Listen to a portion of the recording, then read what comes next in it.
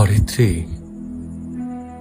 আমি এখনো অপেক্ষায় থাকি কবে তোমার শহরে একদিন কদম ফুল ফুটবে, ঝুম করে বৃষ্টি নামবে, 90 দশকের কোনো এক পরিচিত রোমান্টিক গান রঙের দোকানে আচমকাই বেজে উঠবে। এমন একটা দৃশ্যের আশায় তোমার বারান্দায় বোধ হয়ে থাকি।